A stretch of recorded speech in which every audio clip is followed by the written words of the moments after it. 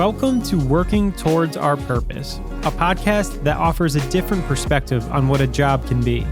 For everyone out there that's heard that voice in the back of their head asking for something more, it's time to listen to it. I'm your host, Gino, and join me as I interview people who have decided to work in their own purpose. Together, we will learn, become inspired, and hopefully find our own path towards working in our purpose. Joe George is a songwriter, producer, Emmy-nominated film composer, and he has 2 full-length solo albums out, his third on the way, Folk Cinema. He also plays in a band called Into It Over It, where I found him, and I'm looking forward to getting to know him a little bit more today. Joe George, thanks for coming on Working Towards Our Purpose. How are you doing today? I'm doing great. Thanks so much for having me on. It's good to be here. Yeah, of course. Why don't we start with you telling me a little bit about your growing up and maybe what you wanted to be as a kid and any schooling or anything like that. Yeah, I haven't quite grown up yet, but nice. So, yeah, I grew up in Central Illinois, Peoria, and the music was always in the house. Records were always playing. Mom was always playing music when she was cooking dinner in the kitchen, and we would often sing along. And I come from a big family, and all of our aunts and uncles and cousins and everybody, music was something that we all shared in pretty intensely at points, like full on family gathering, like it sounds ridiculous, but it's true. Like arm in arm singing along, like locked arms, like singing songs. So, music was just part of the deal. Like you had to, to some degree be a performer. But I knew at a very young age, I wanted to play the guitar. Got a guitar from Santa Claus at a young age, and just was completely obsessed. I played it every day. And so that was, maybe like 10 or 11 years old. And then a few years later, I started playing out in cafes, coffee shops and stuff around town when I was 12, 13. And I was always trying to write my own music as well. So I was playing those songs or little guitar pieces and stuff. I very quickly realized the desire to do it for a living, I guess, or do it for I remember first having the thought of is this a thing that I could do, for, my life. I don't even know if I was old enough to think of it as a living, like making a living, but is this something that I could actually just do forever and have that be what I, how I contribute. So yeah, playing nonstop as a teenager, nonstop at bars and taverns around town and stuff. And then went to college, studied music more intensely. And and so that's kind of like the growing years of being excited every day, coming home from school, going straight to the guitar, all the way through that being the main driver of what I was, whatever called to do, or the thing that I felt like I was here to do. So yeah, it happened early, and I played it every day since. That's gone more so beyond just guitar playing and just music in general, but I still do play a whole lot of guitar. Nice. Thanks for sharing all that. Do you have a first music memory, or maybe a first time you remembered you wanting to do this forever? Was it a significant thing, or was it just it was always present? Yeah, the first time. So my brother and I are very close in age, so we grew up, just right next to each other the whole way. So we discovered a lot of music together, in the same moments, really. We went to the CD store, which is where we weren't supposed to go to, just because it was across the busy street at the end of the neighborhood. So the rule for us, and safely so, what was that we could go anywhere in the neighborhood, ride our bikes, run around, climb any tree, but we couldn't cross the avenue that was where cars were driving 40 or 50 miles an hour. But that's where the CD store was. So we, we played it safe. We made sure there was no cars coming. We were, but then we jetted across that road and we bought two CDs. So it's kind of like my brother got Help by the Beatles and I got A Hard Day's Night by the Beatles. And we brought those CDs home. We ripped that plastic off of them and, and we listened to Help first. Unbelievable moment. I mean, just crazy explosions in the brain of like wow. And then we listened to Hard Day's Night, equally just insane. But it was on Help when I've just seen a face hit, and that is, I think, oh man, track 8 maybe on Help. And that when I heard that song, I was like, I was blown away, and that's the first time that I remember thinking, wow, somebody's playing that. Like somebody's like that guitar intro. They're playing that. It's either George Harrison or Paul McCartney probably, and they're playing it like into a microphone, and I'm hearing it. And it was like, and it blew me away. Ran into mom and dad's room, asked them for a guitar. It was past my bedtime. They told me to go to bed. But that year, they got me the guitar as, from Santa Claus. And it was on. It was just so on. So that was the first time that I thought like, wow, somebody playing a guitar way back then that I'm hearing now. And so yeah, that was the moment. Nice. That's it's funny how like certain moments are like burned into your brain. And I figured that maybe you had a similar one about your first music experience. Yeah, someone burned in there for sure. So you said you were playing like coffee shops and stuff throughout being a teenager in bars. What did music work look like for you like after college? Because I think that's probably like most people's first like interpretation of like doing music for a living is like, well, how do you make money at? What do you do? Where do you go from there? So yeah, just kind of maybe tell me about like what it looked like for you. Yeah. After college, moved here to Chicago, where I still am. And it was a lot of gigging.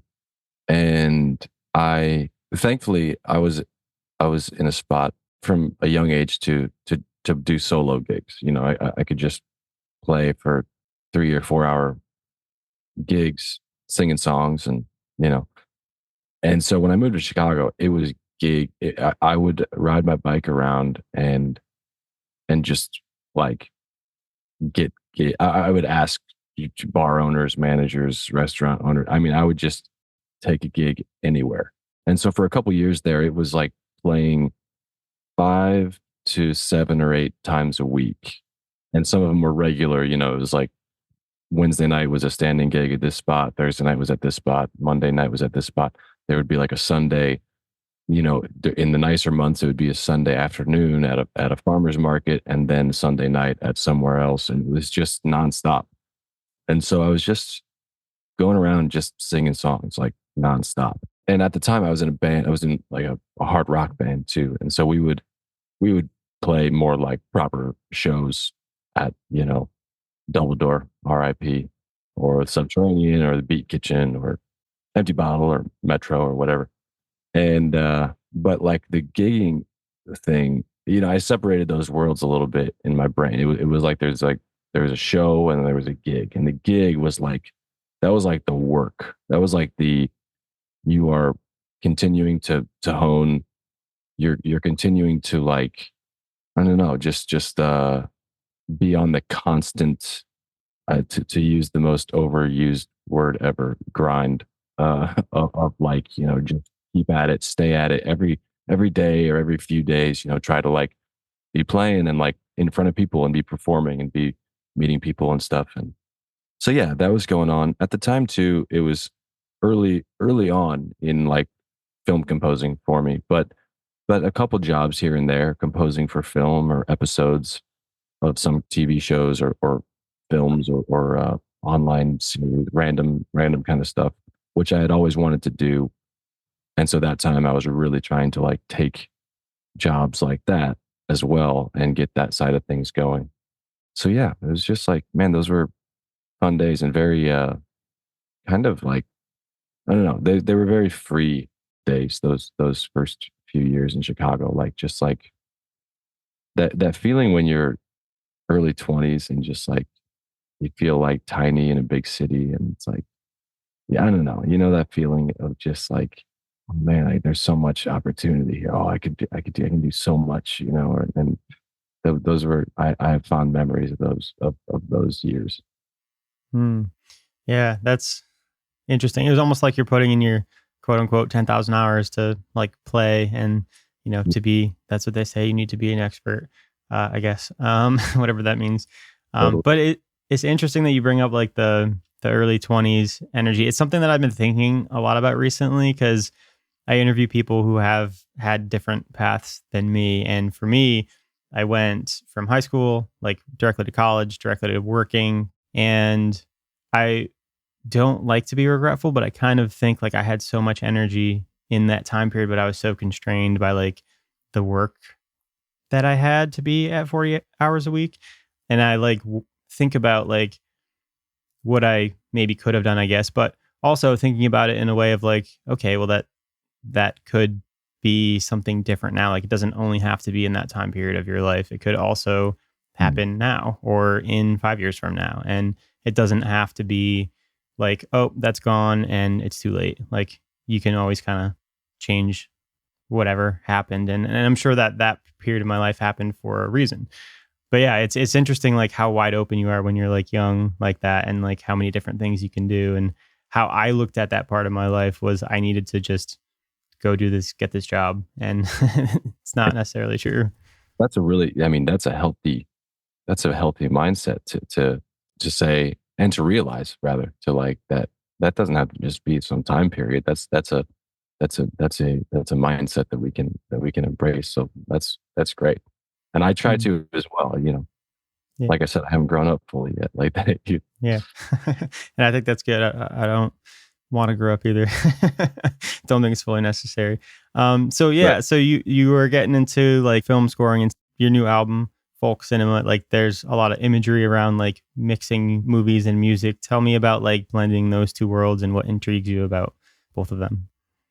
Yeah. Oh man. I mean, film music has always been like so powerful. And again, me and my brother, like we watched a lot of movies like growing up, and it was like we would try to get all kinds of different movies to watch. And you know, in that time too, in the 90s, when you know you had to like get a hard copy, get a VHS or then a DVD or whatever. But like that feeling of getting a movie, whether you're renting it or borrowing it or whatever, and the movies we weren't supposed to watch, you know, the rated R movies, it was like, you know, or the horror movies, and that we had to, you know, that we had to sneak, you know. It's like, oh, we got, you know, you know, whatever, True Lies with Arnold Schwarzenegger. Oh my God, you know.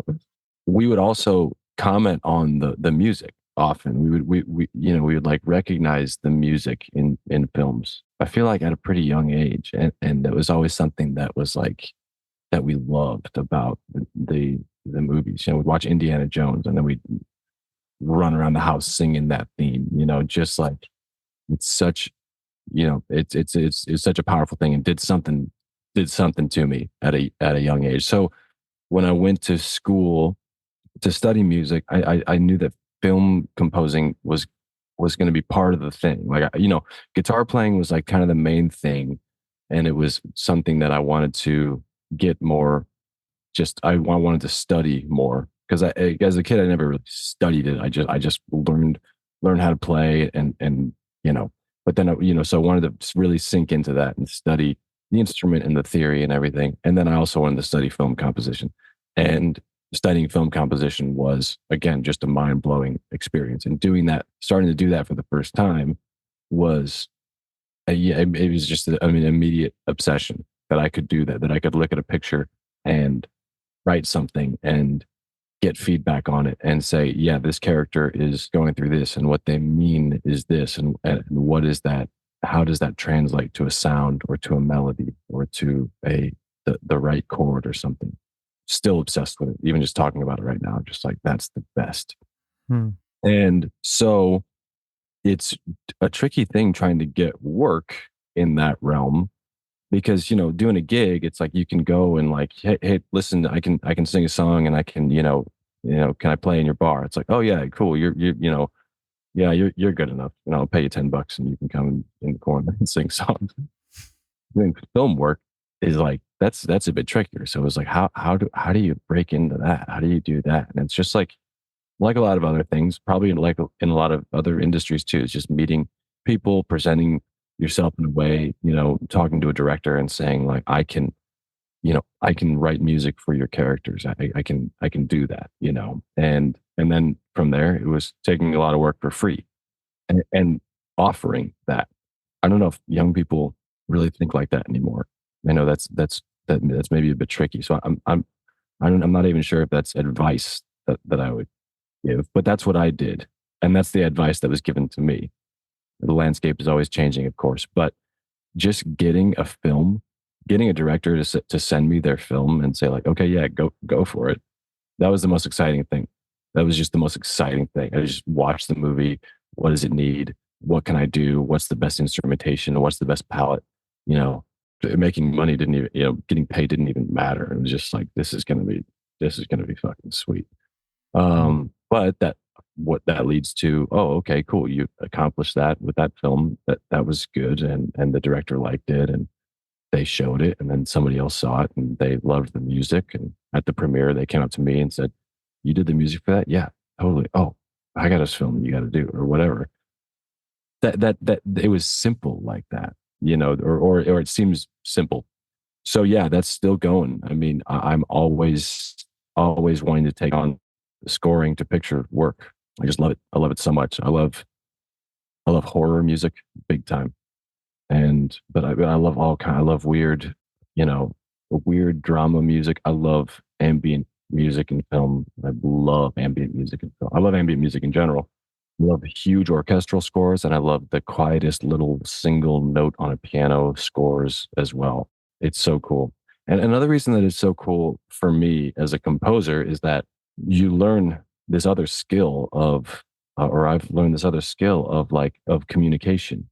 And if I can sit here in my studio and write a scene, write the music for a scene, and watch it and hear it and think to myself, oh man, this is awesome. I'm nailing this. The director shows up to watch for the first time. And if the director says, no, it's not working, this is all wrong, it doesn't matter what I thought. It's wrong. It just is. It's their vision. It's their movie. It's their character. It's their, so that kind of skill set to embrace your misses, like I missed the mark on that. I've got to like scrap this and restart. And then when I do, it's better. And it's a thing that needed to happen. And so that process of feeling really great about something and having it not in like a mean way or anything, but in an honest way, having it be like told, no, it's wrong. That's a humbling and awesome like thing to go through. And for me, I break through to more creativity and to more honesty, more genuine composition that way. Hmm. Yeah. I would imagine, you mentioned like mindset earlier. That's also like a way of interpreting it, a mindset thing, because you could be crushed by it and give up or be resentful. What leads you to like take the positive road instead of the negative one and be like, okay, completely scrap that, even though I was really pumped about it, and start over? Like, I imagine that's probably a some sort of like, you got to let yourself be disappointed a little bit at first, I would imagine. Oh, there's somewhere in there, I guess. Some part of your body has to say like, "Well, but wait, oh, I really loved that." Um, I don't know what it is. I think it is just some kind of like, what's the word? It's some kind of like acceptance that what you've been doing alone in your studio for the last whatever it is, 2, 3 weeks, month, whatever, and that you might be good at what you do, sure. Then the scene that you scored might sound really cool. It might be a good piece of music. It might be a really, really good piece, 3 minutes of composition. But having it be right for the character, which is a whole which is another multitude. There's many more layers of emotion and backstory and things that I didn't quite grasp yet, that the director or the writer or whoever's providing this feedback is understanding fully. Then there's this like, I guess it's there's the, yeah, sure, disappointment and like, damn it, I missed the mark. Damn.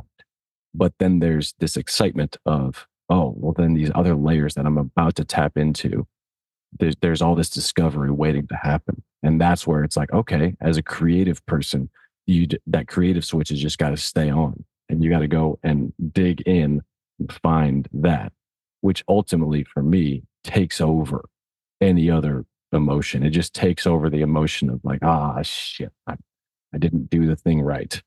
It's like, nah, there's no time for that anymore. Just figure out what is right, and and then you're gonna love it even more. Hmm. Yeah. Yeah. I love that. Yeah. That's a super good way to think about it, or healthy way to think about it, I think. To be inspired by it instead of being, uh, dragged down. Yeah, yeah. So yeah, I did also want to ask about your studio, Gentle Bear Studios. Is it a studio that like you kind of built because you're working on so many music projects, or is it a place where you like are seeking active people to come and record as like a producer or engineer? What does the studio look like? Yeah, both. It is this really great space. I guess you can kind of see it. There's a piano back there. There's a couple pianos in here, and there's just basically everything I've got. This is, you know, right here within reach. I mean, I'm reaching side to side right now, and I got a Wurlitzer, a synth, and then another synth right here. And then I've got a MIDI keyboard right here. I'm at my desk, my workstation. There's a big TV monitor up on the wall for film scoring. There's just guitars everywhere and amps over on this side. And this is a space to, yes, bring in other artists. I mean, I'm producing some other artists, and then I'm working on all of my own stuff as well. And so this place of thinking and discovering, and I don't know if you can tell from this, but it's pretty like low lighting.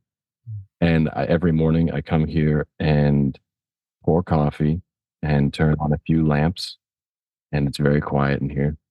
And then I sit at the piano and play with no direction and with no intention other than just to try to like empty out and fill up with whatever it is, whatever happens in that moment. Sometimes it leads to a full on composition. Sometimes it doesn't lead to anything at all except for just 15 to 20 minutes of peace.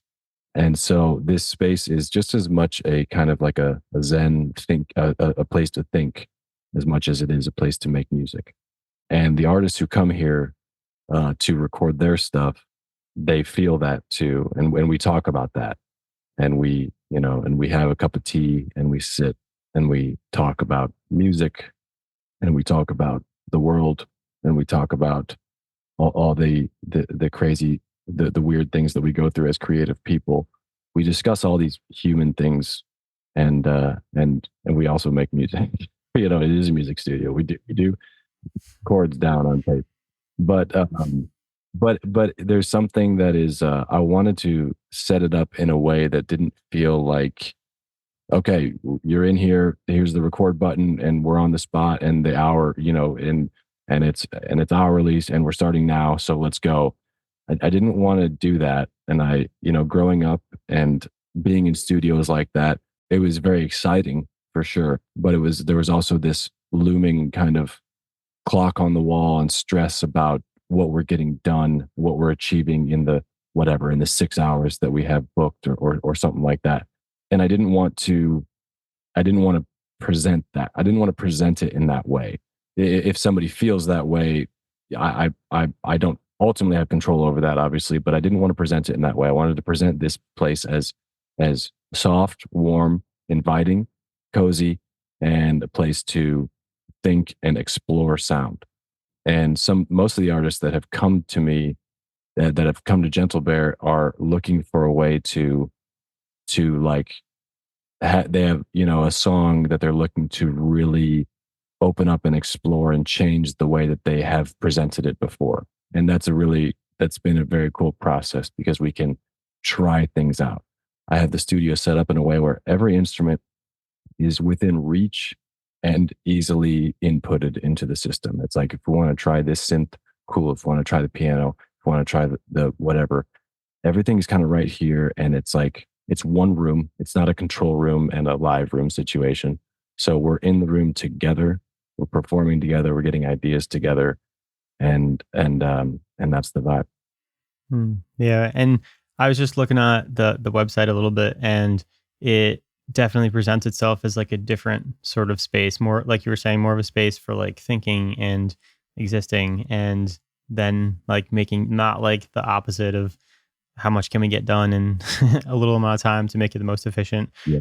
So I think that that like separates you from like other studios out there, and I think that that's cool to have that identity and to have that like come across, because that's like a difficult thing to do, like as any business, I think, to like try to articulate what it is you're trying to do. Yeah, yeah, totally. And it's not even, like another big thing was like to not contend, which is an something that I try to do or try not to do in every aspect of my creative life is to not contend. It's not in this gentle bear is not in competition or not contending with other studios in Chicago. So amazing studios in Chicago and engineers and producers who are just masters. I mean, complete masters. And there's no, I'm not here to contend with my music, with my room, with my microphones. There is no competition for me. I know a lot of people feel differently about that, but I'm not in competition. Yeah, I love that too. I think that in anything that you do, like the competitive energy is usually not a good thing. I would say, maybe in my experience, because I think even if you are doing the same thing as somebody else, like if you succeed, it just helps the other person also. Like it collaboration over competition. Like I used to have a podcast studio, and it was kind of the same thing of like at first I was like afraid, oh no, they're taking my clients, but it's like you do something differently than anybody else can do it. Like it nobody can match who you are because you're an individual. And that I think is the thing to lean on, like when you start becoming afraid of competition or stealing clients or something like that. Oh, I totally agree with you. Yeah. Yeah. Mm.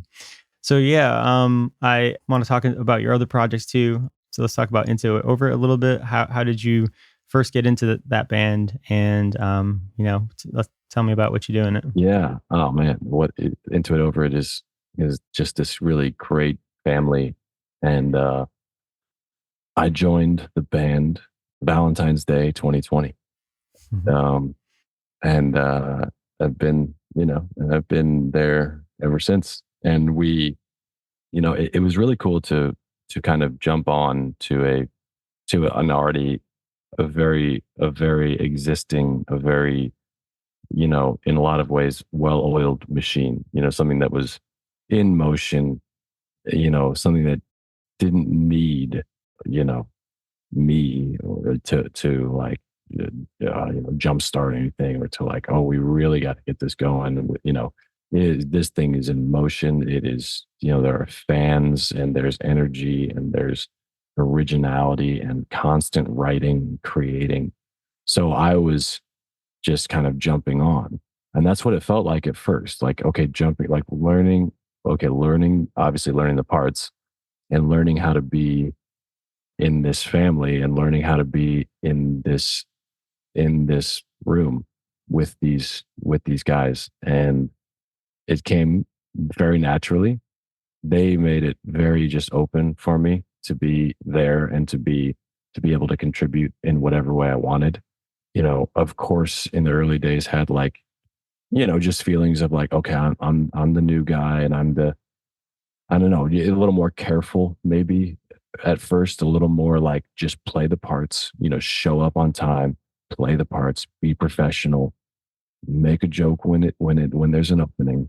And I think that all of that was self-imposed. I think that they were completely like, you can be as wild as you want, you can be as colorful as you want, you can be. I think that all of the timidness that I had was that was coming from me. That was not put on me by them. they were just very like, let's do this, you know? So it was great. We were rehearsing, writing new stuff. You know, this new record is about to come out. And this is the first full length record that this lineup, you know, had wrote and recorded together. So this is a really special week coming up here for me and for the band. And you know, yeah, it's just a great it's a great thing. And it definitely scratches an itch for me to get loud and wild on stage, which is something that I grew up doing, you know, playing in rock and roll and stuff. And then when I started, when this kind of like more folk music started to spill out of me, you know, that meant that I was going on tours with just a guitar and you know, singing just singing songs, just me and a guitar, which I love doing. I love being very quiet on stage. I love trying to reel in a room to be as quiet as possible. Fucking love that.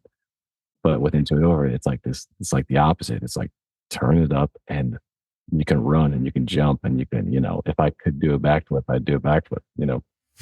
Um, so it's great. And the tours are all awesome and people show up and people say, you know, just give such wonderful feedback and people pump their fists and sing the lyrics from the crowd. You know, it's like, it's an amazing thing. Evan Weiss, the creator of Into It Over It, he's created such an awesome family that spans across the world. You know, when we were just in Japan in November, it was like, oh my goodness, you know, there are these Into It Over It heads that are showing up and just, you know, jumping up and down. And it's like, this is what a cool thing to be a part of in life. It's awesome. Hmm. Yeah, yeah, and I like your, I guess, gratitude for the fans for that too. Like that's, I think, something to always be, I don't know, grounding. Maybe it helps you appreciate and be in the moment. So yeah, I like your perspective on that a lot. So how do you balance like the different parts, the different musical parts of your life? Because you said you got like loud Into It Over It. You have your quieter solo stuff. Like, what does even like writing look like, or like time management from a bigger perspective look like? Like, do you designate certain days, or like how does that I work? have no time management tricks, I'll tell you. No, sometimes I do. So some weeks, it's kind of like every week is different for me, but some weeks are really organized and kind of there are certain boxes that are this is for this time and this is for that time or this time is for this and that time's for that. But really, it is it's actually pretty chaotic, and I am completely driven by like creative moments. So I think that's a good thing, or it feels like a good thing, and mostly it is because if it feels that way, then it should be. Well, what happens then though is sometimes if I do have a deadline with a project or something that is, you know, like more of a job, more of a I'm writing music for somebody else for their thing. I have to be careful to really spend these 4 hours doing that. If I open myself up to creating, do it for to doing my own thing, I have to, in somewhere in my creative brain, I have to come to terms with the idea that if I hit something right now, I could be here for the next 6 hours and turn my phone off and ignore everybody and just focus on this thing. And so that's when that happens, it's really great because that's how I manage to complete songs and finish records and do that. It's the driver is the creative moment. So that's I guess I have to kind of go into each week and sometimes each day with some sense of like, okay, you know, I try to sit at the piano every morning. Sit at the piano. This morning is a great example. Yeah, I had to be here with you, so it's like, okay, I'm in here around 7, and I'm pouring coffee and just playing some piano, and I'm not thinking, and I'm just, you know, just playing like I said earlier with no direction and no intention. And then around 10 minutes to 8, it's like, okay, you gotta like, you know, I gotta stop that. I gotta sit here and get ready to talk. And I know some people who are so good at like blocking out their calendars and is saying like, I work on this and then I work on that. And like I said, some weeks I do, and those weeks do feel really good too. When I look back on a week and I'm like, oh damn, look at that. I really, I've really carved out the time for that. I did the thing that I had to do. I made sure I finished that thing that I was procrastinating, and I still recorded some ambient music that'll go on the next ambient record or whatever. But I think that the driver is creative moments. The best days are the ones that if I don't have a deadline and I don't have any like specific jobs to finish that day. I mean, those are the best days because I can just be in here at the piano, at a guitar, at the synth, at whatever instrument, and just create creative motion. Sometimes that just leads to a bunch of little snippets that I come back to flesh out. But sometimes it leads to a full on, you know, explosion of creativity. And like those are the moments that are like that I kind of live for. Hmm.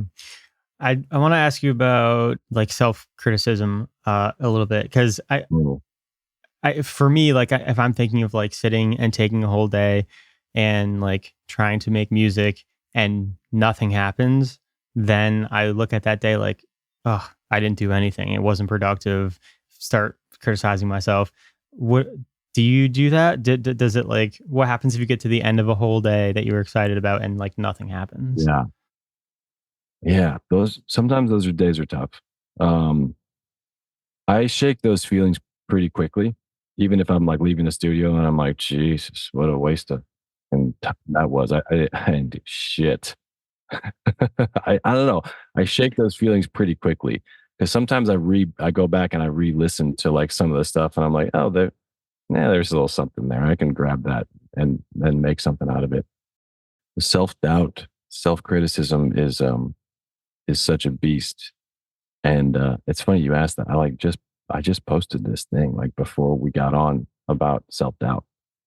I started a TikTok and like the angle that I thought for a long time about like what to do starting a TikTok channel and I didn't want to for a long time. Then I was like, I don't want to be ripping guitar on TikTok. I don't want to do that, and I don't want to be talking about pedals and gear on TikTok. I really don't. There's enough people doing it. There's enough people doing a really good job at it. I don't want to do that. And then I landed on the idea of like, I should just really try to inspire people to make music and like finish things or like not, these kinds of things that we're talking about, trying to shed the self doubt and like, finish music and make the noise you want to hear. And self doubt, I do meditate on this idea that of thinking of a song that you love or like a piece of music that you really love and considering the probably the fact that the artist who made that piece of music went through some time window of this sucks, this is no good, I shouldn't finish this is garbage. And then like if you hear that piece of music in your head right now, like have a specific piece of music maybe in your head and like hearing it and then thinking of that artist who created it saying that about that music. And you think like, well, what the hell? Come on. No, this music is amazing. How could someone actually think of that? But there's this strange thing that we go through when we create these things. There are these peculiar microscopes that we put on them that only the creator can look at in a certain critical way. And sometimes that's really good self-criticism. Sometimes that's really a really good look to say, you know what, this could be better, or that's not the right thing, or whatever. But oftentimes it's destructive. And so putting yourself in this or realizing that that feeling is a natural component of this process and that it's a shared feeling, in fact, with probably some of your heroes, that seems to lighten the burden of it a little bit and to think, oh, okay, well, if this is a shared feeling, if this is just this natural, you know, gremlin that's flying around in all of our heads, then it's been silenced before by a lot of people. So it can be silenced by me too. And I can just cut through and lighten that load and finish this single piano note that I've been trying to get the right sound for. Oh man, I love that. There's so many things I could say to that. Yeah, just like not putting other people on pedestals and like realizing that they're the same as you. And yeah, that I love all of that. And then also like your TikTok, and I follow you on Instagram. I try also to stay away from social media a lot, but there are certain accounts that like are worth being there. And I think yours is one of them. I saw a couple of the videos that you shared, and like one of them you were talking about how you used the kalimba in your single that just came out. And I was like, that's so cool. Like, I had no idea that was a kalimba. And now listening to it, I'm like, oh, okay, I hear it. And like, and I think what it is it's being like authentic, like being just yourself, like not trying to be this virtuoso or like all encompassing pedal king. It's like it's like you're just being a human and yourself, and I think that that's what people connect with. So yeah. So many things to talk about, but we are kind of coming to the end of our time, and I've got a couple questions for you left. Your album that's coming out, want you to like tell everybody about it, talk about it. The single is out and it's really good. I like it a lot, and I will definitely link it in the show notes, but tell us what you can about the album. Oh yeah. The album is it's called Folk Cinema, and it's going to be out at the end of July. First single was released just a couple weeks ago. The first single is called Stone's Throw, a song about being around, about wanting to be here for your friends, for your fam, the people who need you. There's some nostalgic sense of the song and the whole record. There is a sense of in the song some kind of we do know that our this isn't explicitly said in the song, but we do know that our time is limited here. We have that understanding. We all do, whether we ignore it or not. And so our time is limited. And while we're here, I mean, there's a lyric that says, I want to be here before I go. And that what that means is just while we're here, like I actually want to be here. I want to be around for the people that I love. And that's we're all gonna be gone. We're all gonna be just gone. And we are here now. I think, unless this is as far as we know, or as far as I feel, like we are here. There is physical reality around us, and we can help each other out. We can give each other hugs, and we can, so I'm a stone's throw away if you need me. The record itself, there's a bit more of that. My wife said it's what I do is I write lullabies for adults, and and that made me laugh. And then it was like, and I thought about it a few days later, and I was like, damn, is that really what I do? But I do have some, yeah, I do when I'm writing a song, or when I was writing the songs in this record, there was some sense of like, I don't know, peace and help and like simplicity, I guess, or something. And the idea of folk cinema started as a mantra for me when I was recording. Some of these songs I recorded 2 or 3 times, threw it away completely, started over, threw it away, and then I would land on something. Oh, there's the color, there's the character. That's the thing that can make this more special. And so I was thinking of in certain characters and in certain lighting aspects. So the idea of folk cinema was something that I would just try to repeat to myself as I was approaching a song or the sound of the piano or something like that. Folk cinema. These songs are rooted in folk somehow, some way. They are very, for the most part, quite simple. There's not a lot of chord changes that are, oh, that's a big left turn, or whoa, that's a really interesting tension on a chord. There's a little bit of that, but it's mostly like pretty straightforward harmonically. So there's this folk aspect. And if I played some of these songs alone by myself without any production, without the kalimba, without, then it could sound like just like a folk singer, singing them, and which I'm cool with.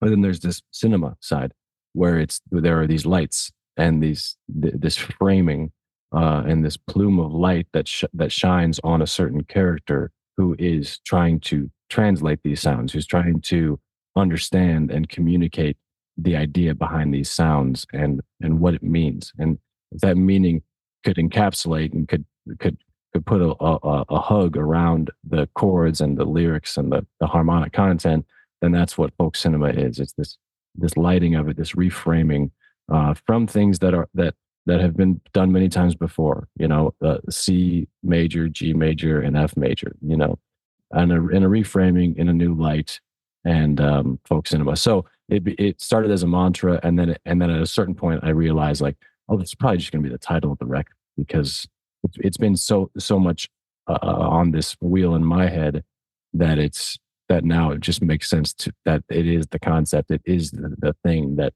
this collection of songs is lit under. Hmm. Yeah, that's really cool. I like the idea of it like being simplistic almost, but then also like you said that kind of new light. I think that's an interesting way to look at a project or to describe it. I always like getting like a artist's interpretation of like or explanation more so of like what they're doing because then it makes me look at it almost in a different way too. So that's really cool and exciting, and I can't wait to hear the rest of it. Next single is gonna be out the middle of May, I think we're doing a third single too in June, and then the full record out at the end of the summer. So I can't wait to share the whole thing with you. Awesome. Yeah, I can't wait to listen. But yeah, like I said, we're coming to the end of our time, and I got one question I got to ask you because I always ask everybody what purpose means to them because that it's a big word for me, and I'm on a journey of like trying to find purpose for me, and a reason as to why I'm here, as to why we're here.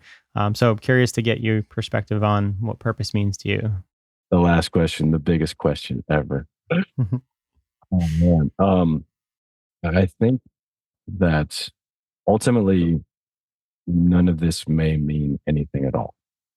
None of what we do or everything that we do could just end up, washed away at sea with no meaning. I know that's dark, but I'm getting somewhere. um, Purpose is a tough word. So for me, I don't want to. I don't like the feel. I don't enjoy the feeling of elevating things that I do into some kind of purpose. I do have a purpose with it. I feel compelled to finish that song or to write that piece for the piano, but its purpose is somewhere like buried within that I don't know how to speak of outwardly. There is a purpose. I walk to the studio here and I walk in here with purpose, but it is contained. It's not a purpose that I would burden anyone else with. Maybe that's not the right way to say it. It's not a purpose that I feel is it's not important. It's not important. What I do is not important. It is. I do feel a purpose with it, but ultimately it is some creative expression to conjure up some feeling and some nostalgia and some emotion among other human beings, if they so choose to open up to experience those things. Is that still, at the end of the day, a purpose? I don't know. It's a feeling, and it is passing. It's like it's passing right by, and so I try to capture these things as they pass, but they are all passing. So Mm. so purpose is tough. No, that's very interesting. And it's so interesting to me the way that like for me things fall in place because I just did an interview last night and it was a similar question. And most times I get people to answer it like, "Oh, it's this," and like a kind of a straightforward answer, but the last two interviews have like flipped it on me and been like, "Well, I don't think it's important." Or like very short way to sum up what you just said, but like it's making me think about like, okay, maybe I'm putting a little too much emphasis on like the reason of being, and maybe the reason, because what came up in the other interview was just like the journey, just being here, present and existing, and like the bigger picture doesn't matter because maybe there is no bigger picture, or it's almost like an ego thing, maybe, of thinking like there has to be an important reason as to what I'm doing now. Like maybe there doesn't. Maybe it can just be because it's enjoyment or like you're having fun with it or it's doing something for somebody else. So it's interesting. I've taken a break and then started recording episodes and like it's something for me to contemplate, I think. So I appreciate that answer. I hope we never stop contemplating that question. Like it's because it's not to say that it doesn't mean anything. So there we go. Wash your hands. You're done. It's to say that that's a deep, deep well of contemplation. And but I think that you said it too. Something about just like really being in the right now, in this moment. If there is something that you do or some some emotion that you access that brings inner peace. And if you can share that, translate that in some way, and I love the idea of translating it through art. But if you can translate that in any way, communicate that in any way, so that it hits somebody else and it sparks that little inner peace in them, then that seems like maybe some kind of purpose. Yeah. Yeah. I love that. Well, thank you so much for your time and, the conversation. It's been very thought provoking for me. And, I appreciate your time and I appreciate you spending it with us. And, this has been great. And man, good luck on everything with the podcast. And I hope you talk to so many other people who have really great ideas and thought provoking subjects. Thank you. Thank you. And as always, I'll link all your stuff in the show notes so people can get to your albums and all the projects and stuff that you're working on. But I hope the best to you for the new Into It Over record and your new solo record and your tour that you posted about that we didn't get a chance to talk about. But I'll link your Instagram and TikTok so people can find it. Sounds awesome. Thank you for listening to Working Towards Our Purpose. If you liked today's episode and are interested in more, you can sign up for my Substack newsletter with the link in the show notes, where I share thoughts, tips, and ideas that I'm learning along my journey to help inspire you. The show was produced by Pleasant Podcast at pleasantpodcast.com.